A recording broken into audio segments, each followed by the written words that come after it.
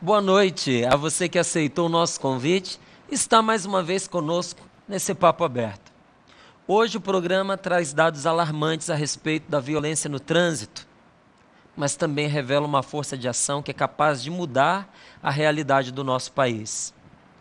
O Ministério da Saúde fornece os dados de que cerca de 40 mil vítimas de acidentes no trânsito por ano são relatados continuamente. Dessas 40% são decorrentes do álcool na direção. É também a principal causa de morte de crianças entre 1 e 14 anos em nosso país. Rafael Baltresca teve a mãe e a irmã mortas, vítimas de um atropelamento. O atropelador se recusou a fazer o exame do bafômetro, mas fez o exame de sangue. No boletim de ocorrência, testemunhas afirmam que o motorista estava completamente embriagado. Frente a esta situação e a realidade que o Brasil enfrenta, nasceu o movimento Não Foi Acidente, com o objetivo de melhorar as leis brasileiras contra a impunidade no trânsito. Falamos agora com o Manuel Fernandes, da ONG Não Foi Acidente. Não é? Por que esse nome, Manuel? Não Foi Acidente? O Não Foi Acidente, ele surgiu porque o meu sobrinho, que o Rafael Baltresca é meu sobrinho, ele diz o seguinte: a pessoa que sabe que vai para uma festa, para uma balada, para um churrasco e sabe que lá vai ter bebida alcoólica e que depois ele vai ter que voltar dirigindo, ele não vai causar um acidente, ele vai assumir o risco de matar alguém.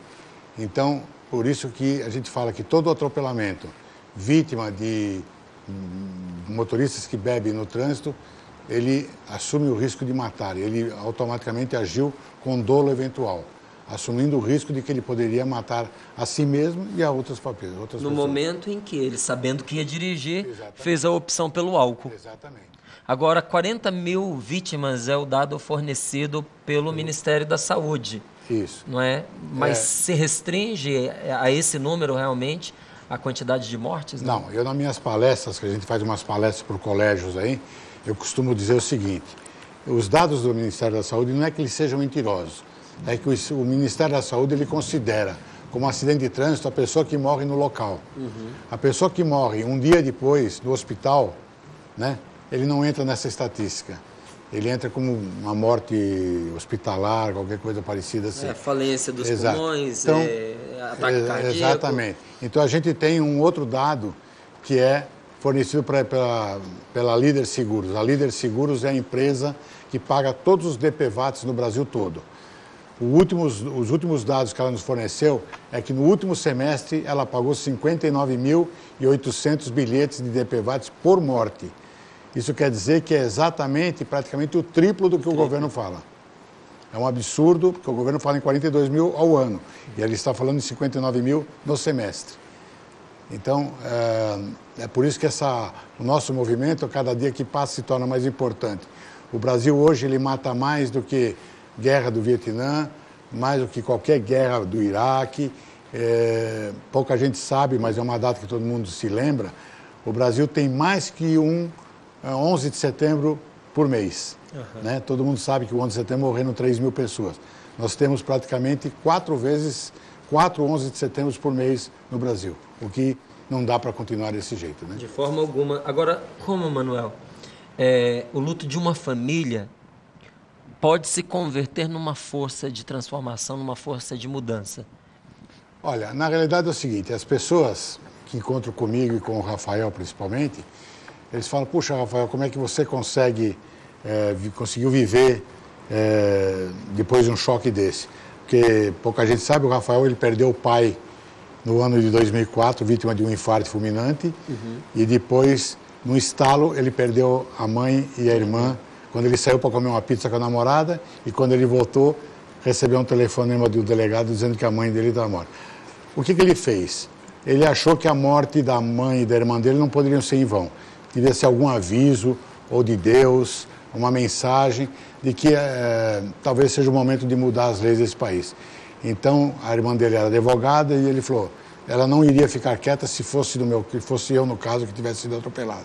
Então, ele resolveu, através de uma associação com o Dr. Maurício Januzzi, que é advogado presidente da OAB na Comissão de Trânsito aqui de Pinheiros. Ele tinha um projeto já elaborado, ele se juntou ao Não Foi Acidente, ao nome que o Rafael deu, e também uma ONG chamada Viva Vitão, que é a ONG que teve aquele rapaz, o Vitor Gurman, que morreu da Land Rover, que capotou sobre ele.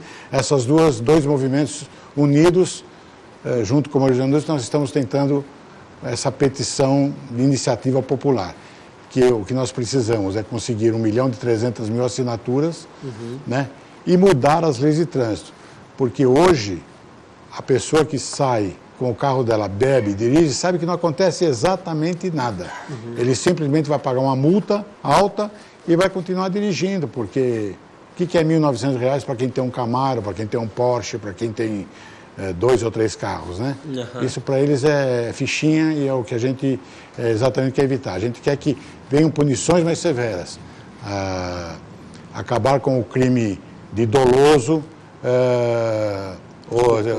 doloso, culposo, que fica essa briga jurídica e ninguém se entende, o advogado, então a gente quer deixar ele como culposo mesmo, só que a pena, que hoje é de 2 a 4 anos, ela tem que passar para 5 a 8 anos. Você vai me perguntar por quê? Porque de 2 a 4 anos, a pessoa tem segundo a Constituição brasileira, ninguém fica preso se for condenado até 4 anos de prisão no Brasil. Ele pode pagar com uma cesta alternativa, uma pena alternativa. Ou seja, cesta básica, cumprir visitas a hospitais, né? Prestação de serviços públicos. Pintar muro de cadeia, sei lá, qualquer coisa. Porque a gente acha que é muito pouco para quem mata duas ou 3 pessoas no trânsito. Certo, então com essa mudança, a pessoa ficaria presa? Ficaria pelo menos, com todas as benesses hoje da nossa legislação, pelo menos 1 ano ele ia curtir de cadeia. Então a gente acha hoje, já com essa lei seca agora, que diz que se for pego mediante testemunhas, que é o que a gente pediu, a dosagem 0, e mediante testemunhas ele seja condenado, que ele também, se ele matar alguém embriagado, ele passa a correr o risco de ser preso, que hoje ele não vai preso, com certeza ele não fica preso. É preciso 1.300.000 assinaturas? 1.300.000. Eu explico por quê. É 1.300.000 assinaturas de eleitores brasileiros. A petição pública, ela tem que ser feita por eleitores, é por isso que a nossa necessidade de ter o título de eleitor. O Congresso Nacional exige isso, para que eles aceitem essa petição, precisa ser constatado assinaturas com o número do título, a zona eleitoral e o local onde ele vota. E vocês já têm quantas assinaturas? Hoje nós estamos virtualmente com 855.000 assinaturas. E temos mais umas 60.000 no papel. Estamos em torno de 900.000 assinaturas, dizendo assim, a grosso modo. Precisamos de mais 400.000 para chegar lá, né? Vocês vão falar, é muita assinatura ainda? É bastante, mas há 10 meses atrás a gente precisava de 1.300.000. Hoje só faltam 400 e a gente conta que você que está em casa, entre no www.nãofoiacidente.org, assine, porque você estará salvando vidas, talvez a vida da sua família e talvez a vida até do seu filho ou do seu vizinho, seja de qualquer amigo, e não deixando com que pessoas embriagadas dirijam veículos. Com certeza. Agora, a lei seca já está vigorando no Brasil há 3 anos, não é? Mas os números de acidentes envolvendo embriaguez no trânsito, eles não diminuíram no país, não é? Essa diminuição foi inexpressiva, não é? Quais os detalhes desse projeto de lei de iniciativa popular, não é, que vocês iniciaram através do movimento? Quais são essas mudanças? Os detalhes, antigamente, agora não com a lei, com essa a última lei que nós tivemos agora em dezembro, já é uma melhoria. Já é uma conquista. Já é uma conquista, porque hoje você dispensa a necessidade, a obrigatoriedade de ter o bafômetro. Porque a pessoa, baseado na Convenção de Costa Rica lá e tal, eles se negavam a fazer o teste do bafômetro. Hoje, a nossa legislação já permite que, mediante 2 testemunhas, ou vídeo, ou pelo olfato, o guarda constate que a pessoa está embriagada. Só que isso só vale para efeito de multa. Para efeito penal, o juiz ainda exige que seja feito o bafômetro ou o exame de sangue. E se a pessoa se negar, não acontece absolutamente nada com ele. E é exatamente isso que a nossa lei vai obrigar com que a pessoa faça o bafômetro, entendeu? Ou se ela não quiser fazer, o bafômetro seja usado como uma contraprova. Bom, o senhor está embriagado? Não, não estou. Então, faça o bafômetro e prove para mim que o senhor está. É mais ou menos essa teoria. E a outra pena é essa que eu te falei, de mudar a legislação, embora continuar com crime culposo, mas que a pena seja de 5 a 8 anos, né? Porque mesmo que a pessoa tome uma multa por uma penalidade criminalmente de 5 anos, ela foge desse, entre aspas, aí, adendo que tem na nossa Constituição de que ninguém pode ser preso se for condenado até 4 anos. Até 4 anos, né? A nova lei seca, ela foi sancionada em dezembro do ano passado, né? Isso. E a fiscalização, ela tornou-se agora mais rigorosa. Isso a gente tem visto, ainda bem, né? Graças a Deus. Mesmo com todas essas mudanças já conquistadas, ainda se tem muito que acrescentar à nova lei, porque você acabou de citar para nós uma conquista já realizada, não é? E esse pedido popular de que esse crime passe para essa outra faixa de 5 a 8 anos, para que a pessoa possa pelo menos sentir a sanção. Não é? Existem outras propostas dentro desse projeto? Existe a proposta que a pessoa esteja com sinais evidentes de embriaguez ou qualquer droga ilícita, entendeu? O que hoje na lei penal ela só fala do álcool, né? Mas a nossa lei ela diz o seguinte: qualquer droga que altere a atividade psicomotora do motorista. É verdade, essa entendeu? É a atenção. Então obriga que a pessoa seja levada a um exame clínico ou numa blitz, o médico clínico esteja no local, porque um médico clínico, um médico legista, ele tem poder de lei, ele tem o poder de examinar e dizer, você está embriagado, entendeu? E aí cai naquilo que eu te falei. A pessoa que quiser contestar o médico clínico, ele vai falar para ela, então, assopre o bafômetro. É só você pegar o noticiário, hoje mesmo eu estava vendo, hoje na Bahia, uma pessoa invadiu a praia e jogou o ambulante em cima a calçada da praia e jogou o ambulante em cima dos guarda-sóis lá numa praia na Bahia, porque ele estava embriagado. Pois é. Se a pessoa ela está com estado de consciência alterado em função de outras coisas, não só do álcool, mas de outras drogas, né? Hoje, qual é o procedimento da polícia? Simplesmente perguntar para a pessoa se ela usou alguma droga? Ele tem como realizar alguma verificação? Ele tem, no estado de São Paulo, tem um aparelho que diz que mede, mas nós já tivemos um caso aí... Mas a pessoa também tem que aceitar. Que o legista disse que ele tinha fumado uma maconha, no caso dos caras de São Paulo, mas ele não estava com a atividade psicomotora dele alterada. E é isso que o nosso projeto de lei diz o seguinte, é 0, tanto para drogas lícitas como ilícitas, entendeu? E isso só fala 0 para bebida alcoólica, não fala 0 para drogas ilícitas. É verdade. E o número de acidentes de trânsito, ele tem subido. A gente tem visto isso acontecendo, né? Ele tem subido porque o brasileiro, o motorista brasileiro, ele tem plena consciência de que não acontece nada. Claro, não subiu tanto quanto vinha subindo nos últimos... Deu uma desacelerada. Deu uma desacelerada, mas ele continua subindo.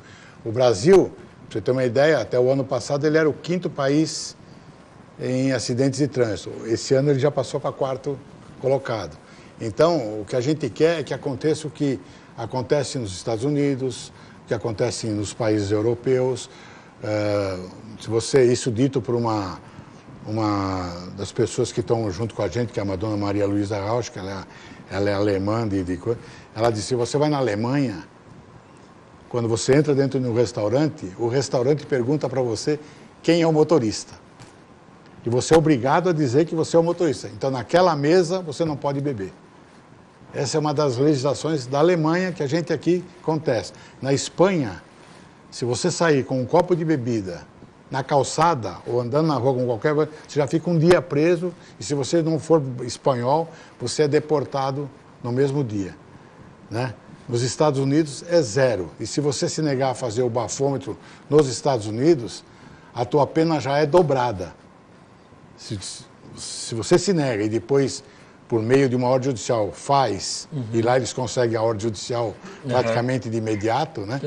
Você faz e constatar, a tua pena passa a ser o dobro, a tua multa passa a ser o dobro. Se você for condenado a 5 anos de prisão, ela passa a ser 10 anos de prisão. É rigoroso. Então, é rigoroso mesmo para quem vê. Isso não é só, é todos os países do mundo. O único país do mundo que inventou essa bobagem de que eu não posso fazer prova contra mim mesmo foi o Brasil. E já tem juristas que dizem que o benefício de um não pode ir de encontro ao prejuízo da sociedade, né?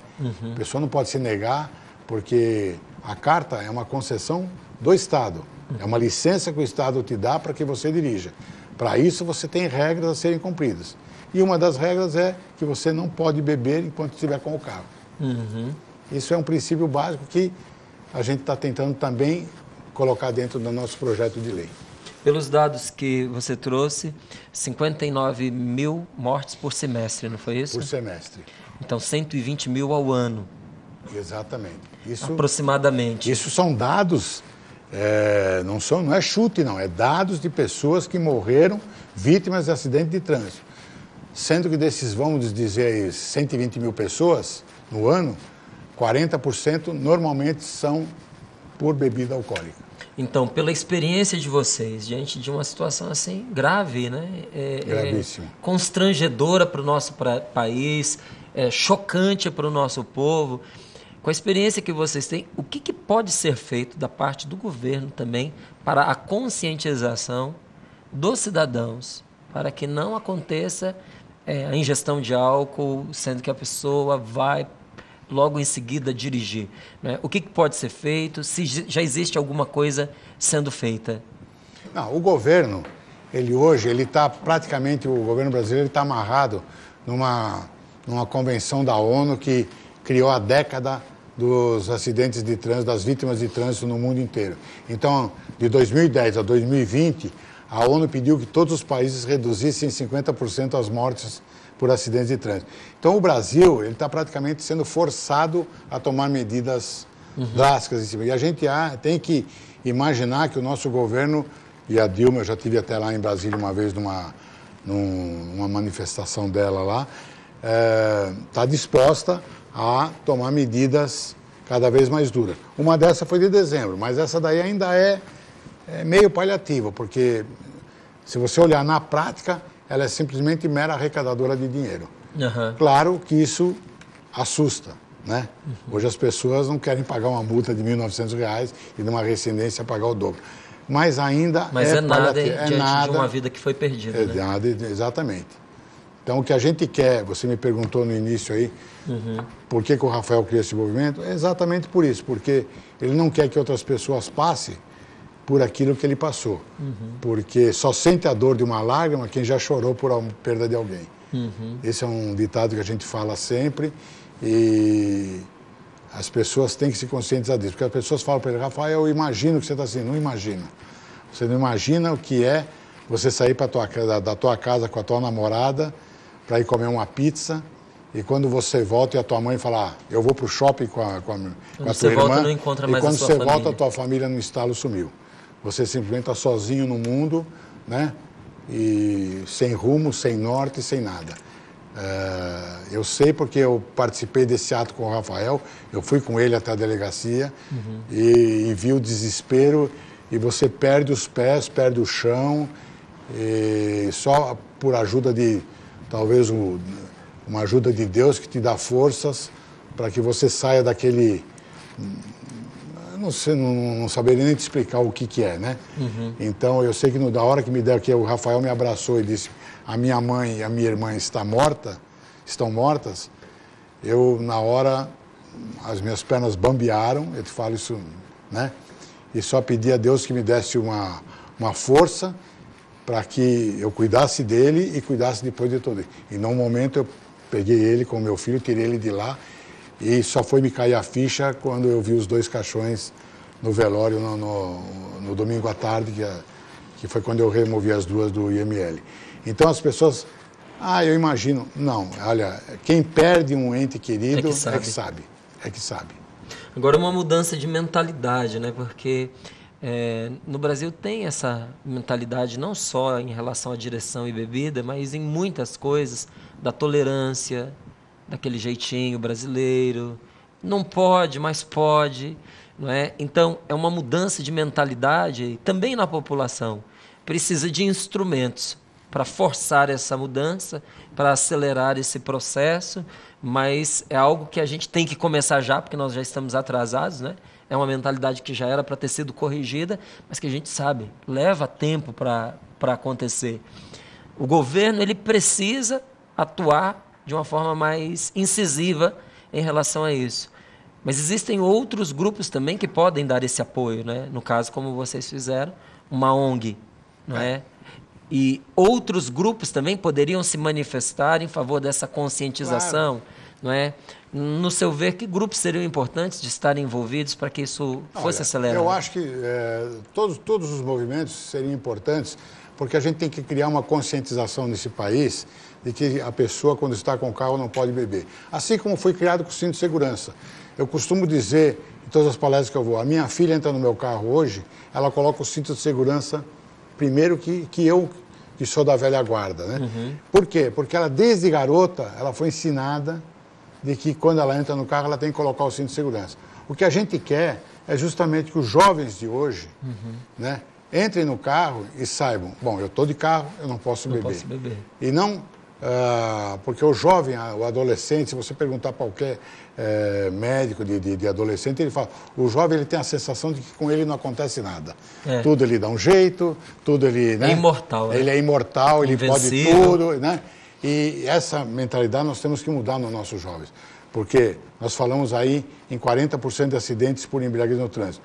Desses 40%, 40% são jovens. É outro dado que a gente não tem. Você pode analisar, isso são estatísticas do governo. Hoje morrem em acidentes de trânsito 40% de adolescentes de 18 a 30 anos de idade.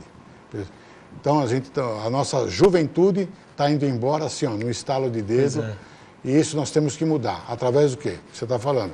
De união de forças, de conscientização, de educação no trânsito, nas escolas, talvez. Nas criar escolas, um programa das crianças. A Polícia Militar do Estado de São Paulo, ela tem um programa muito bom nisso aí, que ela está mandando soldados nas escolas dar curso de educação de trânsito, de atravessar na faixa, né? Porque a gente fala de bebida, mas não é só bebida, é falar o celular, né? Esse é um vício que o brasileiro tem muito grande. O celular é tão perigoso quanto uma bebida alcoólica, né? Outro dia eu tive uma palestra da Ecovias e o rapaz da Ecovias disse, 50% dos acidentes da Ecovias, sabe o que é? Eles chamam de choque. O que é o choque? O choque é a pessoa que bate o carro no guarda-reio, por quê? Ele foi corrigir o rádio, ele foi atender o celular, entendeu? Ou ele foi pegar alguma coisa no porta-luva. A distração, ele bate no guarda-reio, rodopia, e aí vira aquele salseiro todo e morre gente por causa disso aí. Pois é. Outro dia eu vi um senhor pilotando um trator com o celular na mão. Então, uma máquina pesada daquela, não é? Que tem acréscimos que num veículo normal não tem. Aquela mão atrás, não é? Eu não sei como se chama, aquela pá à frente, não é? Uma mão para segurar uma máquina daquele tamanho, falando no celular, distraído. Você passa completamente inseguro ao lado daquela pessoa, porque qualquer manobra que ele faz ali de diferente, porque é um carro contra um trator, não é? E a pessoa está completamente exposta, porque dentro de um carro você ainda fica meio camuflado por um insufilme, não é? O carro é mais escuro porque ele é fechado. Não, o trator é uma coisa aberta, dá para a polícia ver de longe, mas a pessoa não está nem preocupada, não se inibe com isso, né? Então, realmente, é o celular, é a bebida, são elementos de distração dentro do veículo, são outras drogas. E uma coisa que você tocou e que é de capital importância.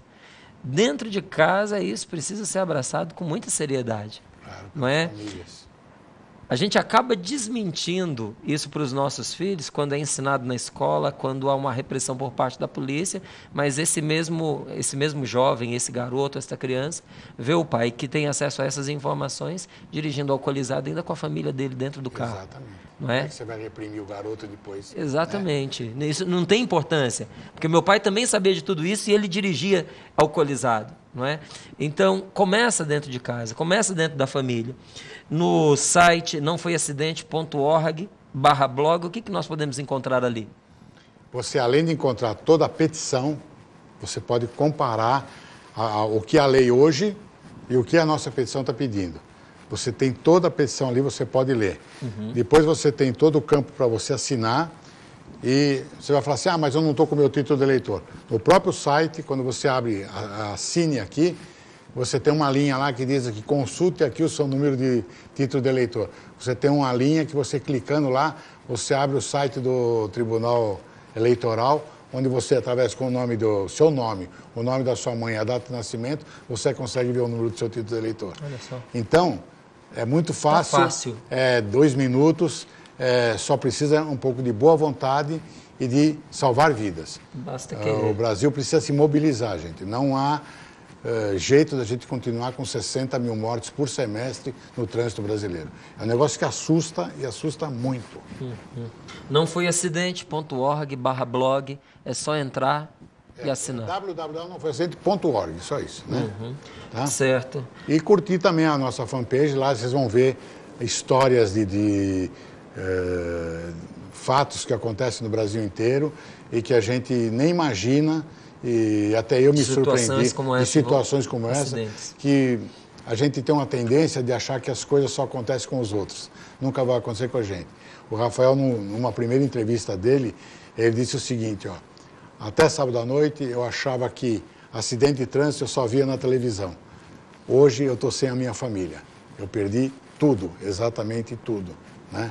Então, o brasileiro tem que se conscientizar de que acidentes acontecem assim, num estalo de dedos e quando a gente menos espera. Tá certo. Manuel, muito obrigado. Viu, por esse momento aqui de reflexão, por essa iniciativa, não é? Os nossos cumprimentos, as nossas orações e o nosso pesar a tantas famílias que foram mutiladas, por causa de situações como as que nós tratamos aqui, e o nosso desejo de que esse programa colabore para que essa mudança aconteça. O programa é um incentivo, é uma ajuda, é um canal de conscientização, mas o que faz a diferença é a atitude que nós tomamos a partir daquilo que nós temos como conhecimento, não é? Agora é com você. Está aí um caminho para que você possa ajudar também. Muito obrigado e esperamos que possa estar conosco em outras oportunidades.